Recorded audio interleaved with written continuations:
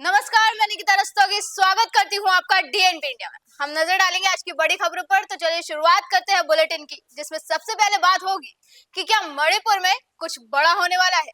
अमित शाह ने क्यों बुलाई हाई लेवल मीटिंग। फिर बताएंगे क्यों फिर से राहुल गांधी ने बीजेपी को बताया दलित विरोधी। फिर बताएंगे कि चुनाव आयोग पर आरोप लगाने की लिस्ट में कैसे ममता बनर्जी आई आगे। फिर बात होगी उत्तराखंड में फंसे उत्तर प्रदेश के मजदूरों को लेकर डिप्टी सीएम ब्रजेश पाठक ने क्या वादा किया। आखिर में बताएंगे कि प्रदूषण को रोकने के लिए दिल्ली सरकार ने उठाया कौन सा बड़ा कदम।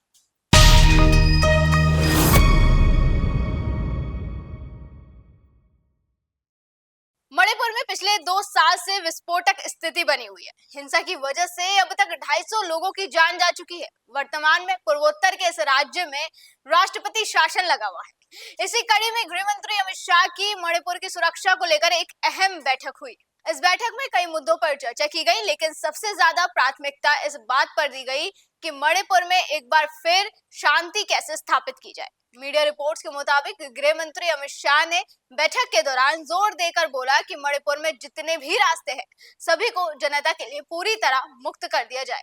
आवाजाही लगातार होती रहनी चाहिए।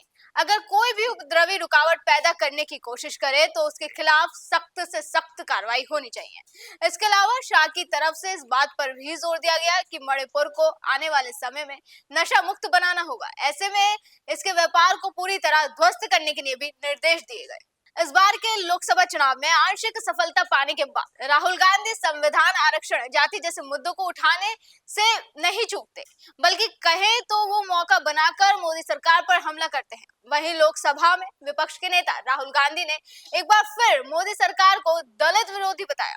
राहुल गांधी ने अनुसूचित जाति आयोग में खाली पदों का मुद्दा उठाया। उन्होंने प्रधानमंत्री नरेंद्र मोदी से इन पदों को भरने का आग्रह किया। राहुल गांधी का कहना है कि इन पदों के खाली रहने से दलितों के हित की रक्षा नहीं हो पा रही।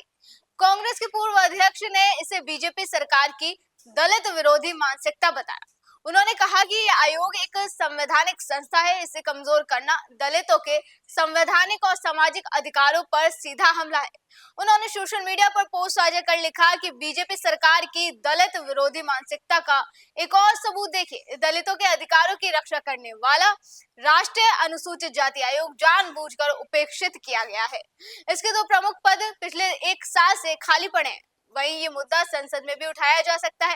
विपक्षी दल इस मुद्दे पर सरकार को घेर सकते हैं, जिसके बाद देखना होगा कि सरकार इस पर क्या प्रतिक्रिया देती है। कि सरकार आयोग के खाली पदों को जल्द भरेगी या फिर राहुल गांधी के आरोपों को नकार देगी। चुनाव आयोग पर कीचड़ फेंकने की रेस में अब ममता बनर्जी भी शामिल हो गई है। पश्चिम बंगाल के मुख्यमंत्री ने चुनाव में धांधली के आरोप लगाए। उन्होंने कहा कि बीजेपी फर्जी वोटरों के नाम जोड़कर चुनाव को प्रभावित करने की कोशिश कर रही है। ममता बनर्जी ने बीजेपी पर वोटर लिस्ट में हेरफेर करने का आरोप लगाया। उन्होंने महाराष्ट्र और दिल्ली में कथित चुनावी धांधली से इसकी तुलना की।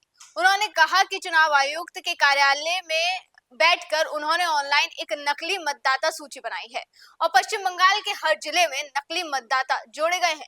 उन्होंने दावा किया कि बीजेपी ने दूसरे राज्यों में भी ऐसा ही किया है और अब बंगाल में भी यही करने की कोशिश कर रही है। लेकिन राज्य के मुख्य चुनाव अधिकारी ने इन आरोपों को खारिज कर दिया। सीईओ ने कहा कि वोटर लिस्ट को अपडेट करने की प्रक्रिया नियमों के मुताबिक ही होती है।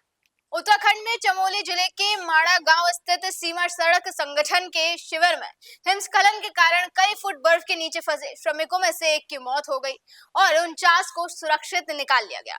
वहीं वहां उत्तर प्रदेश के 11 मजदूर फंसे होने की भी खबर है, जिसको लेकर डिप्टी सीएम ब्रजेश पाठक ने उत्तराखंड में फंसे मजदूरों को वापस लाने का वादा किया।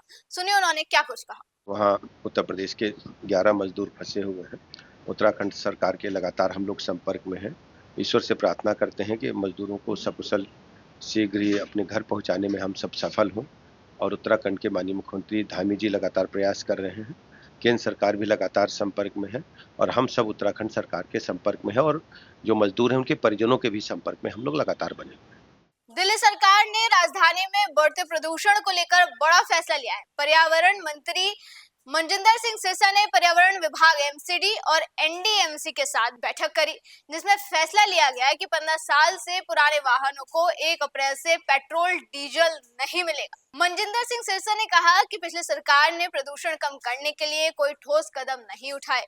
उन्होंने कहा कि दिल्ली का 50% से ज्यादा प्रदूषण खुद का है, इसलिए पहले हम अपने राज्य में प्रदूषण कम करेंगे, तभी दूसरे राज्यों से इस मुद्दे पर बात करेंगे।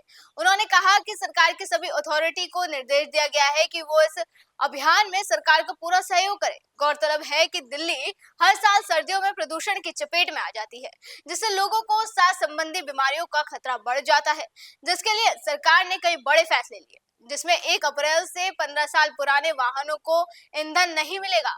हैवी व्हीकल्स की दिल्ली में एंट्री पर सख्त निगरानी होगी।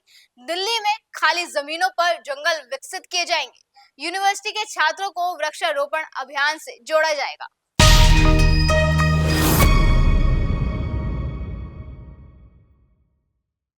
ऐसी देश और दुनिया की तमाम बड़ी खबरों पर हमारी बनी रहेगी नजर। आप देखते रहे डीएन पे इंडिया। नमस्कार।